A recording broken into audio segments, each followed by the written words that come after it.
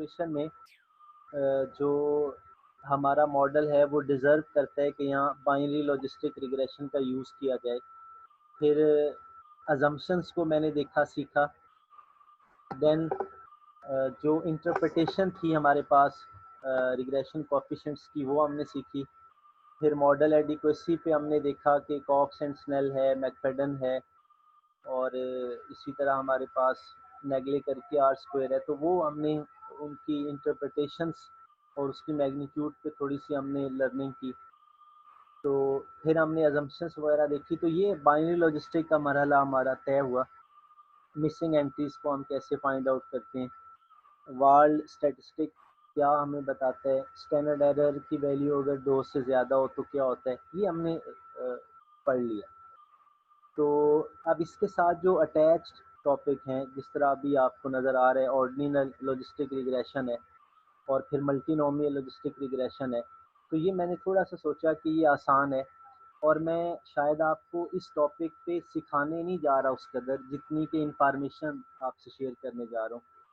तो कल अगर आपको इस तरह का रिसर्च टॉपिक मिलता है जहाँ पे ऑर्डिनल लॉजिस्टिक रिग्रेशन परफॉर्म हुई होगी, तो ये कुछ बेसिक चीज़ें और बड़ी आसान है जो आपको हेल्प करेंगी और आपकी जो लर्निंग वाली जो डिक्शनरी है उसके अंदर एक चीज़ और उसका इजाफा हो जाएगा।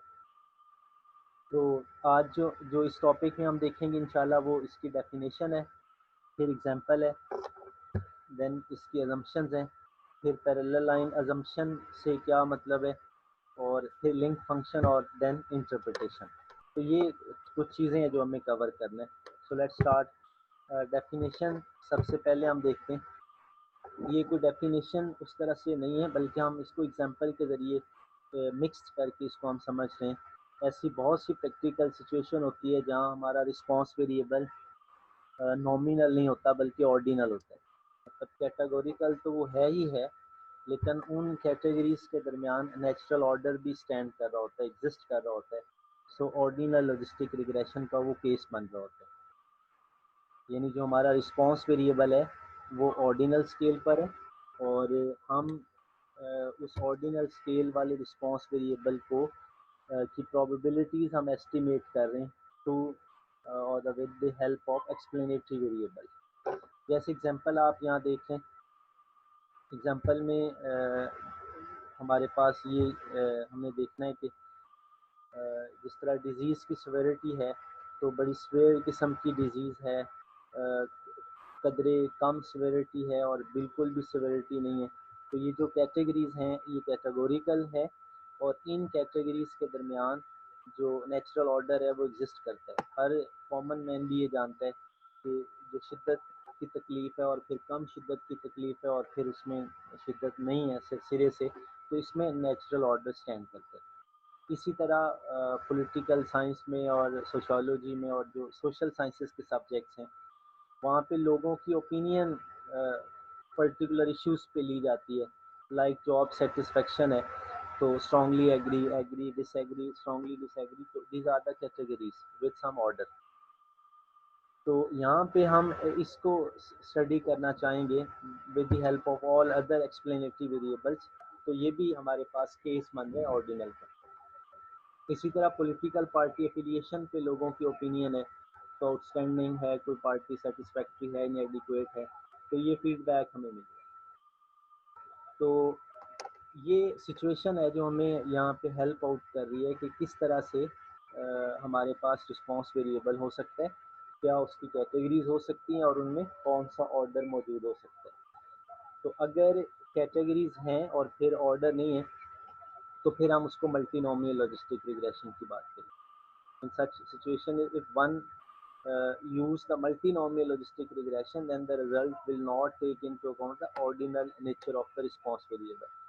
अब अगर जो रिस्पांस वेरिएबल में ऑर्डर है और उसको हम इग्नोर कर देते हैं और कैटेगरीज 2 से ज़्यादा हैं और हम यहाँ पे मल्टीनोमियल लॉजिस्टिक रिग्रेशन लगा देते हैं, तो इसका मतलब है हम वेरिएबल का ऑर्डर इग्नोर कर रहे हैं। सो रिजल्ट्स हमारे आएंगे लेकिन वहाँ पे ऑर्डर जो है वो इग्नोर्ड होगा और इंफॉर्मेशन हमारी इनकम्प्लीट या इनएडिक्वेट होगी। तो ये मल्टीनोमियल लॉजिस्टिक रिग्रेशन और ऑर्डिनल लॉजिस्टिक रिग्रेशन में सिंपल सा डिफरेंस। इसके बाद ये मैंने एग्जांपल एक और लिए, और लास्ट टाइम मैं इस पे आपसे मटेरियल भी शेयर कर चुका हूँ व्हाट्सएप ग्रुप के अंदर, जो मैंने शायद आपको बताया था। मेरा स्टूडेंट है जिसने जो बुज़ुर्ग हजरात हैं, एज्ड पीपल जो हैं, उनकी जो फंक्शनल स्टेटस में जो डिक्लाइन आ जाता है, यानी जो उनकी फिज़िकल जो एक्टिविटी है वो जैसे जैसे इंडिविजुअल ग्रो करते जाते हैं अपनी एज में, तो उनकी जो फंक्शनल कैपेबिलिटी है फिज़िकली वो डिक्लाइन होती जाती है। तो उस पे उसने काम किया। तो अब उसमें उसने जो कैटेगरीज बनाई रिस्पॉन्स वेरिएबल की, वो ऐसे थी कि जो पर्सन है वो मतलब एज्ड है, लेकिन वो प्रॉपरली अपने काम सारे कर रहे हैं, घर के काम, घर से बाहर के काम, आना जाना। फिर दूसरी कैटेगरी बनाई कि वो एडीएल है, मतलब वो पार्शली डिपेंडेंट है, यानी घर के काम, घर तक वो फंक्शनल है, एक्टिव है, लेकिन घर के बाहर उससे ट्रैवलिंग वगैरह नहीं होती। तीसरी उसने कैटेगरी बनाई कि वो फंक्शनल है, अपने काम करता है, लेकिन बेड बेड तक या अपने रूम तक लिमिटेड रहते हुए। और चौथी कैटेगरी बनाई कि वो टोटली डिपेंडेंट, इवन ही और she can't move to the washroom और समवेयर एल्स, तो वो उधर ही है और टोटली डिपेंडेंट है। तो ये जो फंक्शनल स्टेटस की कैटेगरीज बनाई गई, तो इसमें नेचुरल ऑर्डर मौजूद है, और यहाँ पे ऑर्डिनल लॉजिस्टिक रिग्रेशन का केस बनता है। तो ये एक और एग्जांपल है। तो यहाँ दो स्लाइड्स में सिर्फ एक बात हमने सीखी, और 80% पीपल जो है वो पहले ये जानते हैं कि जब रिस्पॉन्स वेरिएबल कैटेगोरिकल हो, कैटेगरीज दो से ज़्यादा हो, और उसमें ऑर्डर मौजूद हो, तो ऑर्डिनल लॉजिस्टिक रिग्रेशन का केस बनेगा। नाउ अजम्पशंस, तो बहुत सारी अजम्पशंस हैं, लेकिन जो तीन इंपॉर्टेंट है वो हम यहाँ पे देख लेते हैं। जैसे डिपेंडेंट वेरिएबल की हम बात करें, तो ये ऑर्डिनल लेवल पे होना चाहिए, जो अभी हमने स्लाइड 1 और 2 में बात की।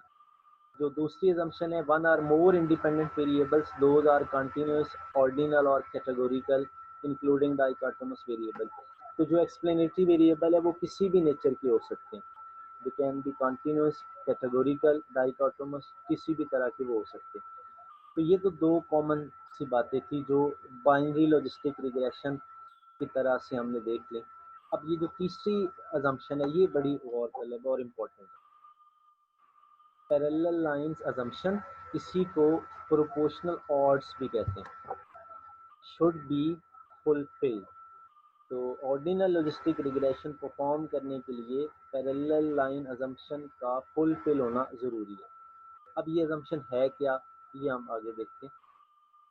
The assumption of proportional odds means that each independent variable has an identical effect at each cumulative split of the ordinal dependent variable.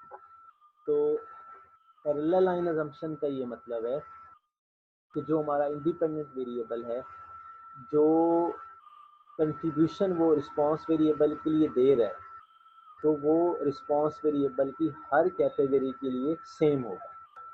जैसे I repeat again, independent variable का रिस्पांस वेरिएबल के लिए जो contribution है वो response variable के हर level पे same होगा। एग्जांपल, जैसे सपोज हम एग्जांपल ले लें, वोटर की सेटिस्फेक्शन है, तो जज किया जा रहा है, तो वो जो कैंडिडेट है उससे स्ट्रांगली सेटिस्फाइड है, न्यूट्रल है, नॉट सेटिस्फाइड है, या डिसएग्री है। तो ये उसकी 5 कैटेगरीज हैं। तो दूसरी तरफ हम वेरिएबल ले लेते हैं उसका एज वाला, एज यानी उसकी मैच्योरिटी लेवल क्या। अब जो एज का इफेक्ट आएगा वोटर की सेटिस्फेक्शन के लिए, आई रिपीट, जो एज का इफेक्ट आएगा वोटर की सेटिस्फेक्शन के लिए, वो सेटिस्फेक्शन के हर लेवल के लिए सेम होगा।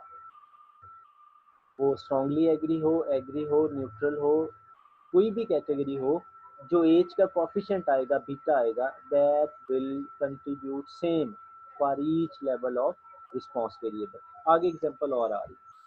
तो ये 3 अजम्पशंस थी जिसको कोशिश की एक्सप्लेन करने की। तो पैरेलल लाइन अजम्पशन या proportional odds, it means the effect of independent variable for the response variable and each level of the response variable must be same. तो इसी जगह पे ये चीज़ भी देखें कि अगर हमने रिस्पांस वेरिएबल लिया, उसकी कैटेगरीज दो से ज़्यादा है, ऑर्डिनल है, और उस पर हमने परफॉर्म किया पैरेलल लाइन का टेस्ट और वो फुलफिल नहीं हुआ, तो इसका मतलब है हम हरगिज़ वहाँ पे ordinal logistic regression model use नहीं करेंगे, बल्कि हम मल्टीनोमियल लॉजिस्टिक रिग्रेशन यूज़ करेंगे। तो यहाँ पे ये बात भी याद रखें, अगर प्रोपोर्शनल ऑड्स या पैरेलल लाइन की असम्पशन फुलफिल हो रही हो तो ऑर्डिनल यूज़ करते, और अगर वो फेल टू फुलफिल हो तो फिर हम मल्टीनोमियल यूज़ करते। इसके बाद पैरेलल लाइन असम्पशन पे मज़ीद मटेरियल शेयर कर रहा हूँ। In ordinal logistic regression models, there is an important assumption which belongs to ordinal odds. According to this assumption, parameters should not change for different categories. ये बात अभी हम कह रहे थे कि पैरामीटर की वैल्यू रिस्पॉन्स वेरिएबल की हर कैटेगरी के लिए सेम रहेगी, उसको डिफर नहीं करना चाहिए। In other words, correlation between independent variable and dependent variable does not change for dependent variables. तो जो रिलेशनशिप है इंडिपेंडेंट और डिपेंडेंट के दरमियान वो चेंज नहीं होना चाहिए डिफरेंट लेवल्स पे जाके, हर लेवल पे वो सेम रहना चाहिए। तो एग्जांपल आगे मजीद। इसके बाद है टेस्ट ऑफ पैरेलल लाइंस, मतलब अभी जो मैंने वन स्लाइड बैक आपसे जो कहा कि सबसे पहले मॉडल पकड़ें, पैरेलल लाइन के असम्पशन चेक करें, अगर वो फुलफिल हो रही है तो फिर आप लोग यूज़ करें ऑर्डिनल लॉजिस्टिक रिग्रेशन, लेकिन अगर वो फुलफिल ना हो रही हो तो फिर मल्टीनोमियल लॉजिस्टिक रिग्रेशन यूज़ करें। अब क्वेश्चन ये है कि हमें कैसे पता चले कि असम्पशन फुलफिल हो रही है या नहीं हो रही, तो उसके लिए ये थोड़ा सा मटेरियल शेयर करो। Parallel lines assumption can be tested through likelihood ratio test, BVS जो हम पहले पढ़ चुके हैं, बाल्ड का स्क्वायर लगा सकते हैं, ब्रांच स्कोर टेस्ट लगा सकते हैं। तो एसपीएसएस पे ये ऑप्शन मौजूद है। तो यानी पहला तो शॉर्ट क्वेश्चन कह लें, मारूजी का क्वेश्चन कह रहे हैं कि पैरेलल लाइन के असम्पशन कैसे टेस्ट करते हैं, तो आप बताएंगे likelihood ratio test, chi square या फिर ब्रांच स्कोर टेस्ट। तो उसका क्राइटेरिया क्या है या हाइपोथेसिस क्या होता है, तो पैरेलल लाइन के असम्पशन टेस्ट करते हुए नल हाइपोथेसिस में हम लिखते हैं parallel line assumption is not violated, violet नहीं हो रही, और parallel line assumption is violated, parallel line के असम्पशन जो है वो वायोलेट हो रही है। ये हमारा हाइपोथेसिस हो गया। If the lines are parallel, the observed significance level for the change must be large. Since the general model does not improve the fit very much, the parallel model is sir satisfactory. Please, जी जी। Sir ये last वाली slide है ना, testing वाली, वो आपकी समझ नहीं लगी, आवाज़ आपकी कट रही है, थोड़ी सी क्लियर करने कीजिएगा। आपकी आवाज़ मुझे वैसे क्लियर आ रही है, मैं इसी को मैं समराइज कर रहा हूँ, ये स्लाइड इसी से है पैरेलल लाइंस। अभी मैं रूल दोबारा बता देता हूँ। तो थैंक यू सर। जी जी, welcome. Since the general model does not improve the fit very much, the parallel model is satisfactory. If do reject null hypothesis, then it is possible that the link function select is incorrect for the data. तो rule इसमें ये है कि parallel line assumption हम test करेंगे, और अगर हमारे पास लाइक्लीहुड रेशियो टेस्ट की वैल्यू या वाल टेस्ट की वैल्यू या स्कोर टेस्ट की वैल्यू अगर बहुत बड़ी वैल्यू आती है, तो सपोज हंड्रेड्स में वो वैल्यू आती है और उसकी पी वैल्यू बड़ी स्मॉल है, तो फिर हम एज वी नो जनरली हम जानते हैं अगर पी वैल्यू लो हो तो एच नॉट को रिजेक्ट कर दें। तो जब एच नॉट रिजेक्ट करेंगे इट मीन्स के पैरेलल लाइन असम्पशन जो है वो वायोलेट हो रही है। हम एच वन को फिर एक्सेप्ट कर रहे हैं ना, यानी पी वैल्यू बहुत लो है और हमने उसकी बेस पे एच नॉट को रिजेक्ट कर दिया। So we are saying that parallel line assumption is violated. हम तो ये वायोलेशन नहीं चाहते।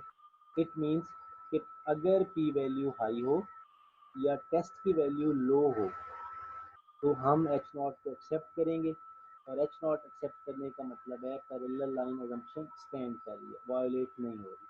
So I repeat again, p value should be large than alpha value for the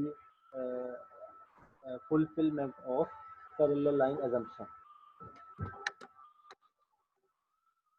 clear. इसके बाद ये लिंक फंक्शन है, ये थोड़ी थ्योरी है, आगे एग्जांपल से मैं इंशाल्लाह इसको फिर इलाबोरेट कर देता हूँ। Link function in ordinal logistic regression. तो ये 5 तरह के लिंक फंक्शन हम यूज़ करते हैं ऑर्डिनल लॉजिस्टिक रिग्रेशन में।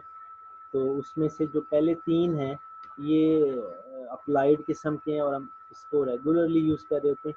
और जो बॉटम में 2 हैं प्रॉबिट और काशिफ जो हैं ये प्रैक्टिकल हैं और ये थ्योरी डेवलप करते हुए इनका यूज़ होता है। तो मैं ये 3 पहले जो है ये आपसे शेयर कर देता हूँ, इसको गौर से सुनिएगा और इसको आप ऐड कीजिएगा और ये मिक्स नहीं होने देना। पहले मैंने लिंक फंक्शन बताए थे जनरलाइज लीनियर मॉडल के लिए, तो वो ओवरऑल थे। अब ऑर्डिनल के अंदर जो 5 तरह के लिंक फंक्शन है उसमें से 3 एक्सप्लेन करने जा रहा हूँ। पहला है लॉजिक। तो लॉजिक लिंक हम उस वक्त, ये सारी एसपीएसएस पे ऑप्शन मौजूद है, जब हमने लिंक चूज करना होता है तो यहाँ ऑप्शन आते हैं, तो जो हमारी मुतलका होती है वो हम सिलेक्ट कर लेते हैं। जैसे पहला लॉजिक है इवनली डिस्ट्रीब्यूटेड कैटेगरीज। अगर हमारी जो रिस्पांस की कैटेगरीज हैं वो बराबर डिवाइडेड हों तो फिर हमने लॉजिक लिंक यूज़ करना है। एग्जांपल कैसे, जैसे अगर सपोज मैंने 200 लोगों से डाटा लिया, वोटर की सेटिस्फेक्शन का 200 लोगों का डाटा लिया और रिस्पांस की 5 कैटेगरीज हैं, मतलब strongly agree, agree, neutral, disagree और स्ट्रांगली डिसएग्री। तो अगर वो पांचों आउट ऑफ 200, अगर वो पांचों मुझे फीडबैक ऐसा दें लाइक पहली कैटेगरी पे यानी स्ट्रांगली एग्री के लिए सपोज 39 लोग निकल आए, एग्री के लिए 41 लोग निकल आए, न्यूट्रल के लिए 40 निकल आए, डिसएग्री के लिए 35 निकल आए, स्ट्रांगली डिसएग्री के लिए 45 निकल आए।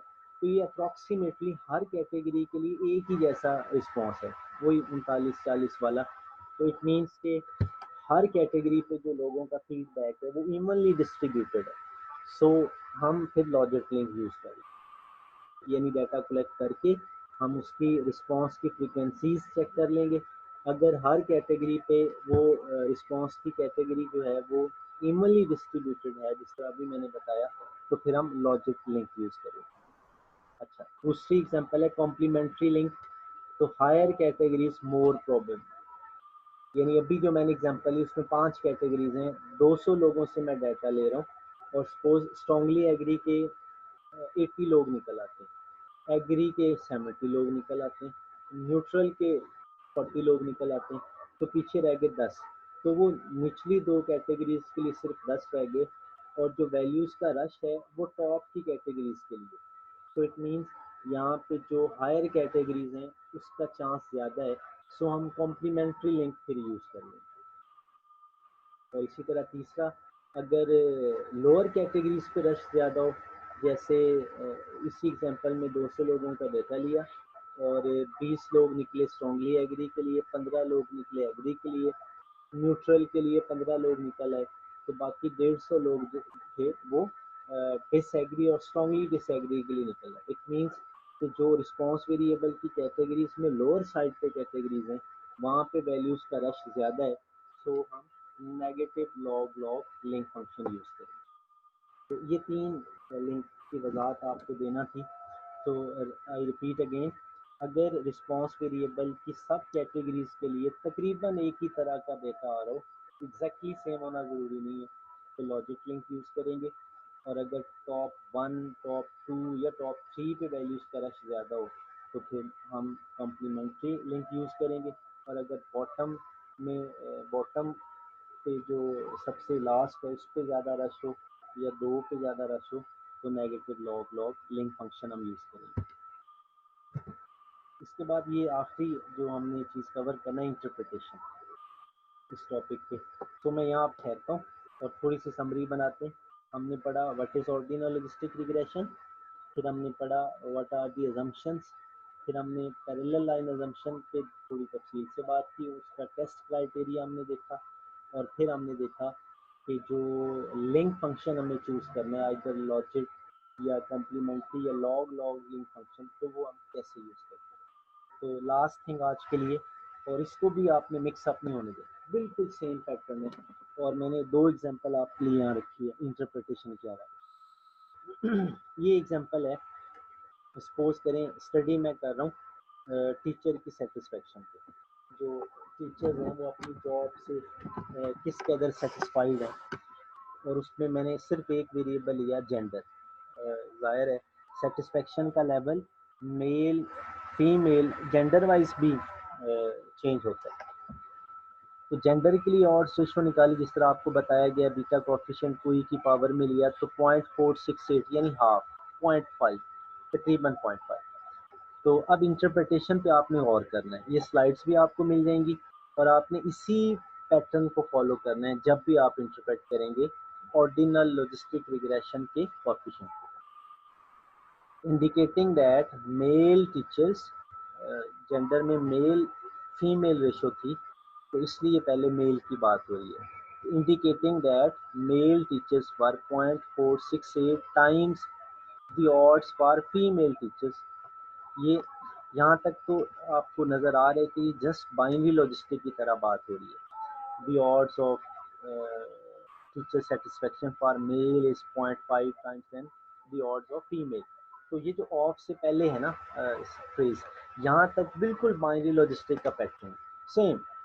अब इसमें जो एक छोटा सा हमने एडिशन करना है जिससे ये इंटरप्रिटेशन ऑर्डिनल की बन जाएगी, वो आप देखें, ऑफ बीइंग एट और बिलो एट एनी कैटेगरी। ये बड़ा इंपॉर्टेंट जुमला है, बीइंग एट और बिलो एट एनी कैटेगरी। अब ये किसके लिए हम बात करें, ये हम रिस्पॉन्स की सेटिस्फेक्शन की बात हम करें। एक तो है ना हाईली सेटिस्फाइड, फिर सेटिस्फाइड, फिर न्यूट्रल, फिर डिससेटिस्फाइड, स्ट्रांगली डिससेटिस्फाइड। तो हम ये कह रहे हैं कि ये जो कोएफिशिएंट हमारा है 0.468, ये वैल्यू एट और बिलो, ये उसके किसी भी लेवल पर जो सेटिस्फेक्शन का लेवल है जेंडर के लिए वो फिक्स है, एट और बिलो एट एनी कैटेगरी। वो पांचों में से, तीनों में से कोई कैटेगरी हो सकती है। तो ये इंटरप्रिटेशन। तो ऑफ से पहले just like binary logistic, ordinal में सिर्फ ये ऐड कर देना है, ऑफ बीइंग एट और बिलो एट एनी कैटेगरी। अच्छा डेट इज, अब इसका आसान, ये जो ऊपर वाली बात थी टेक्निकल थी, अब हमने लेमैन को बताना है कि हमारी फाइंडिंग्स क्या हैं। तो उसको बताते हुए फिर हम ये चीज़ कोट करेंगे कि चूंकि और रेशो का रिजल्ट लेस देन 1 आ रहा है, सो फीमेल टीचर्स जो हैं वो मोर लाइकली हैं कि वो अपनी जॉब से सेटिस्फाइड हैं, और वो सेटिस्फेक्शन का जो पॉइंट है वो एट और बिलो एनी पर्टिकुलर कैटेगरी हो सकता है। तो ये एक इंटरप्रिटेशन की एग्जाम्पल। एक और हम देखते हैं। तो ये एग्जाम्पल मैंने लिए, यही जो मैंने अभी आपको दिखाया था जेनेटिक पॉपुलेशन वाला। तो जो स्टडी कंडक्ट की गई थी जेनेटिक पॉपुलेशन की, तो उसमें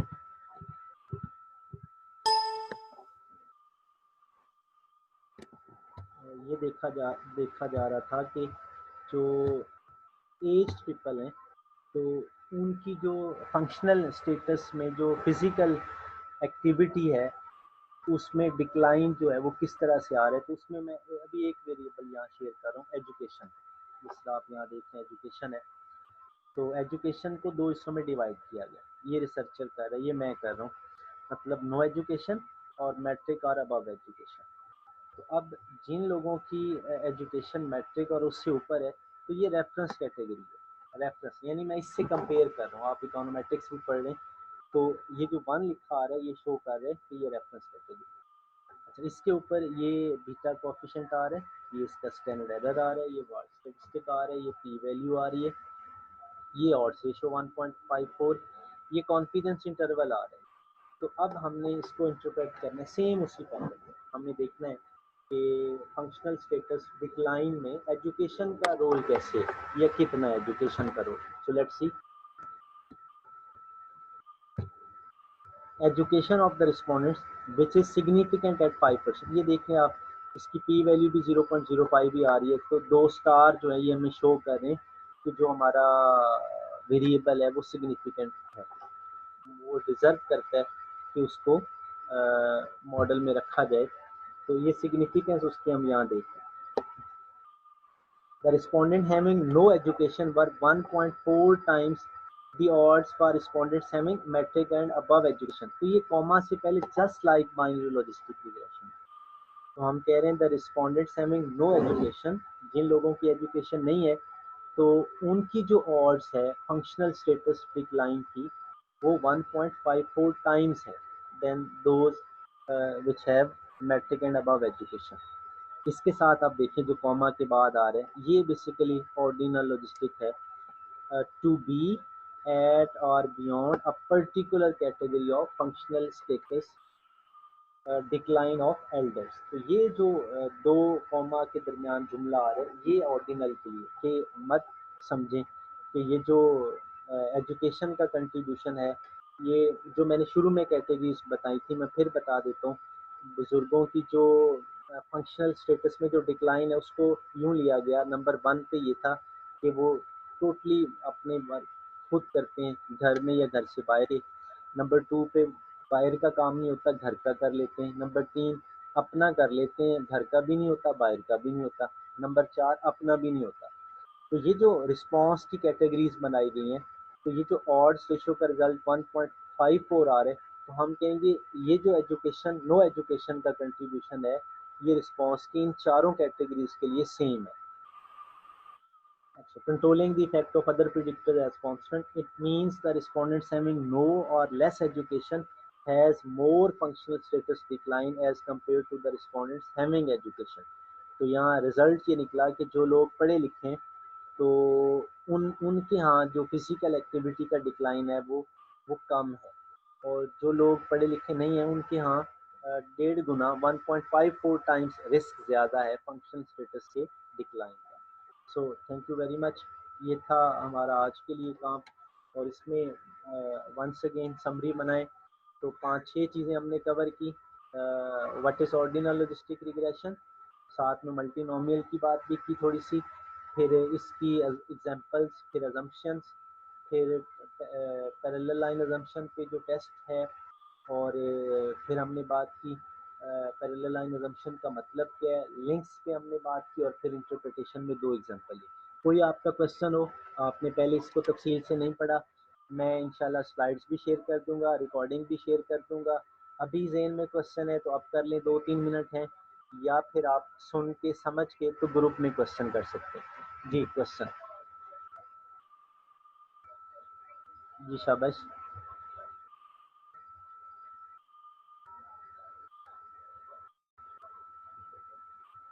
जी स्टूडेंट्स,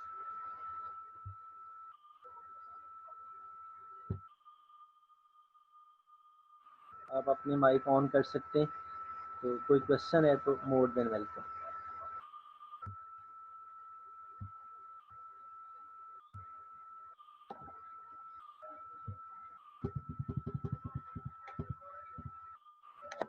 चलें जी, थैंक यू वेरी मच।